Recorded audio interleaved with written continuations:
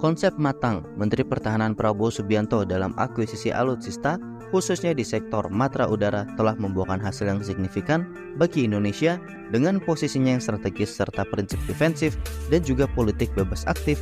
Tentu ini menghadapi tantangan untuk menyeimbangkan kekuatan militernya di tengah rivalitas antara China dan Amerika Serikat beserta blok baratnya.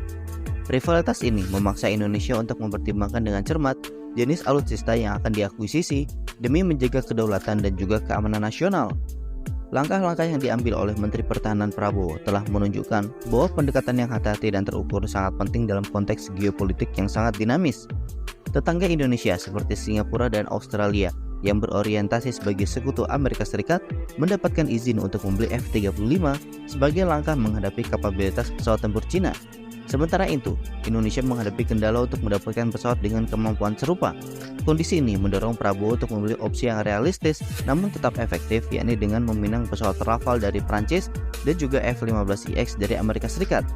Meskipun banyak yang awalnya meragukan keputusan ini karena pesawat tersebut merupakan generasi 4,5, ternyata pilihan Prabowo ini sesuai dengan kebutuhan strategis Indonesia. Perubahan strategi negara-negara besar baru-baru ini telah membuktikan bahwa langkah Menteri Pertahanan tidak hanya relevan tapi juga visioner. India misalnya telah menjadikan Rafale sebagai ujung tombak kemampuan udaranya mendampingi Sukhoi Su-30 MKI untuk menghadapi potensi ancaman pesawat Cina seperti J-20 sekalipun. Sementara itu, Amerika Serikat juga memperbanyak volume F-15IX ketimbang pesawat tempur siluman yang mereka miliki untuk ditempatkan di Guam dan pangkalan militernya di Jepang sebagai bagian dari strategi mereka menghadapi potensi ancaman di kawasan Asia Pasifik. Keputusan untuk memilih Rafale dan F-15IX didasarkan pada berbagai pertimbangan termasuk efisiensi biaya, operasional, dan juga perawatan. Kedua jenis pesawat ini dikenal memiliki kemampuan tempur yang unggul baik untuk keperluan superioritas udara maupun peran omnirol. Dalam konteks ini, Indonesia telah mengambil langkah yang tepat dengan mempertimbangkan aspek-aspek kritis seperti efektivitas biaya dan kapabilitas tempur yang tidak hanya relevan untuk jangka pendek tetapi juga berkelanjutan dalam jangka panjang.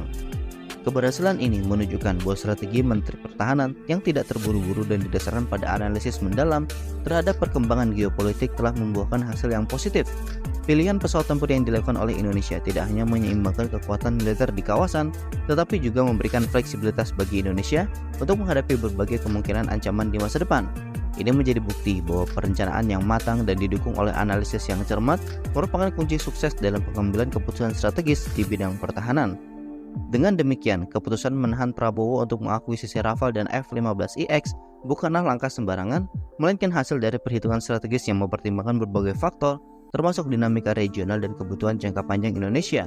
Kesimpulannya, konsep yang matang dan terukur dalam hal akuisisi alutsista ini telah memberikan Indonesia keunggulan strategis yang diperlukan untuk menghadapi tantangan keamanan di masa depan. Nah, bagaimana menurut kalian?